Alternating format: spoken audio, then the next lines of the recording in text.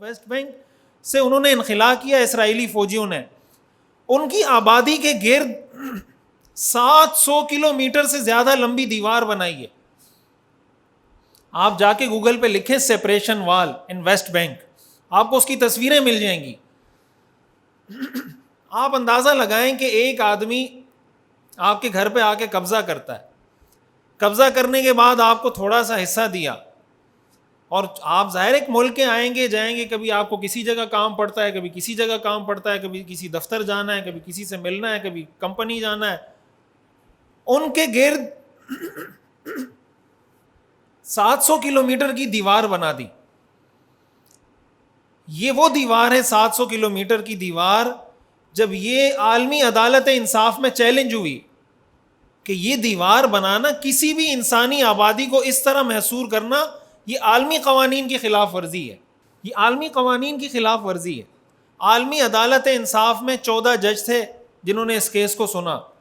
13 ججوں نے یہ فیصلہ دیا کہ یہ دیوار غیر قانونی ہے, اسرائیل اس دیوار کو منہدم کرے. ایک جج نے فیصلہ دیا کہ نہیں, یہ دیوار ٹھیک ہے. عالمی عدالت انصاف میں یہ فیصلہ ہوا کہ یہ دیوار غیر قانونی ہے, کسی بھی انسانی آبادی کو اس طریقے سے محصور کرنا یہ جائز نہیں ہے. وہ دیوار آج بھی موجود ہے. عالمی عدالت کے فیصلوں کے باوجود بھی وہ دیوار موجود ہے, اس کو انہوں نے جگہ سے ہلایا نہیں. اور دوسرا کمال کیا کیا انہوں نے؟ کمال یہ کیا کہ جب دو ملکوں کی سرحد ہوتی ہے نا, تو اس میں کچھ کامن جگہ ہوتی ہے کہ آپ نے اگر سرحدی دیوار لگانی ہے تو وہ نہ اس ملک کی زمین میں لگے گی, نہ وہ بارڈر اس ملک کی زمین میں بنے گا. وہ دیوار, وہ جو کامن جگہ ہوتی ہے اس کے اندر وہ بارڈر بنایا جاتا ہے. اسرائیلیوں نے یہ جو دیوار بنائی ہے فلسطینیوں کو محصور کرنے کے لیے, یہ ویسٹ بینک کے اندر مسلمانوں کی زمینوں کے اندر بنائی ہے. بات سمجھ آ رہی ہے میں کیا بتا رہا ہوں؟ مسلمانوں کی زمین کے اندر وہ بارڈر بنایا, وہ دیوار بنائی ہے جس دیوار کے ذریعے مسلمانوں کو محصور کیا.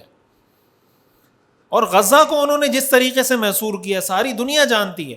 آپ گوگل پہ جا کے لکھیں دنیا کی سب سے بڑی اوپن جیل, صرف اتنا لکھیں غزہ, وہ نکال کے دے گا آپ کو. 20 لاکھ سے زیادہ کی آبادی ہے وہاں پر. اس کو اس طریقے سے محصور کیا ہوا ہے کہ ان کا کھانا پینا, پانی, بجلی, گیس سب کچھ اسرائیل کے قبضے میں. اس کے ساتھ ایک خشکی کا بارڈر ملتا ہے, یعنی اسرائیل کے علاوہ مصر کا. تو مصر کے بارڈر سے آپ دیکھیں کتنی امداد وہاں مصر کے بارڈر پہ روکی ہوئی ہے. اسرائیل جب تک اجازت نہ دے تو مصر بارڈر نہیں کھول سکتا کہ وہاں سے امداد اندر آ کے غزہ میں. بھائی دوائی نہیں بھیج سکتے آپ, وہ کفن ختم ہو گئے ان کے پاس, کفن نہیں ہے دفنانے کے لیے. کتنے کفن لائیں گے آپ؟ 10,000 لوگوں سے زیادہ کو دفنا چکے ہیں. 3,000 سے زیادہ لاشیں ابھی تک ملبے کے نیچے ہیں. 30,000 سے زیادہ لوگ زخمی ہو چکے ہیں. ان مرنے والوں میں, شہید ہونے والوں میں 70% سے زیادہ بچے اور عورتیں ہیں. 70% سے زیادہ بچے اور عورتیں ہیں. اور جو باقی ہیں وہ بھی شہری, عام شہری ہیں, وہ جنگجو نہیں ہیں. لوگ کہتے ہیں طوفان الاقصی میں انہوں نے سویلین کو نشانہ بنایا. اسرائیل کا کوئی آدمی سویلین نہیں ہوتا, یہ بات یاد رکھیں. اسرائیل کے ہر شہری پر 2 سے 2.5 سال اسرائیلی فوج میں سرو کرنا لازم ہے. اس کو باقاعدہ ٹریننگ دی جاتی ہے کہ آپ نے 2 سے 2.5 سال, جب آپ کی ضرورت ہوگی آپ ہماری ریزرو فورس ہیں, جب ضرورت ہوگی ہم آپ کو بلائیں گے, آپ اسرائیل کے لیے لڑیں گے. ان میں کوئی سویلین نہیں ہے. اور اس کے باوجود جس طریقے سے انہوں نے قیدیوں کے ساتھ برتاؤ کیا, جس طریقے سے جن لوگوں کو انہوں نے وہاں سے پکڑا اسرائیل سے, جس طریقے سے برتاؤ کیا ساری دنیا کے سامنے, ان میں سے جن لوگوں کو رہا کیا انہوں نے آ کے گواہی دی کہ انہوں نے ہمارا کتنا خیال رکھا ہے. اتنے کمزور ہونے کے باوجود, اتنے نہتے ہونے کے باوجود مسلمانوں نے کوئی ایسی اخلاقی برائی کا ارتکاب نہیں کیا, کوئی ایسا جبر, کوئی ایسا تشدد نہیں کیا کہ جس پر کوئی آواز اٹھا سکے یا جو شریعت کے خلاف ہو. وہ یہ بھی تو کر سکتے ہیں, کسی کی لاش ملے اس کو مسخ کر دیں, اس کے ناک کاٹ دیں, اس کی کان کاٹ دیں, کچھ بھی کر سکتے ہیں لاش کے ساتھ. قیدی پکڑے ان کے ساتھ کچھ بھی کر سکتے ہیں. وہ قیدی جو رہا ہو کے آ رہے ہیں وہ ان کی گن گا رہے ہیں. تو یہ سارا منظر نامہ ہے فلسطین کا, غزہ کا. جس طریقے سے ان کو محصور کیا گیا.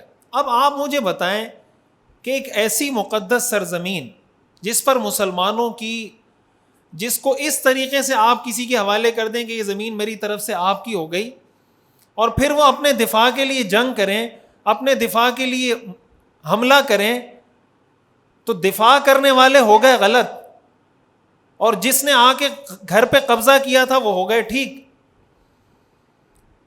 یہ کہتے ہیں یہاں پہ یہودیوں کی حکومت رہی ہے، فلسطین پر یہودیوں کی حکومت رہی ہے، اس لیے اس پر ہمارا حق ہے.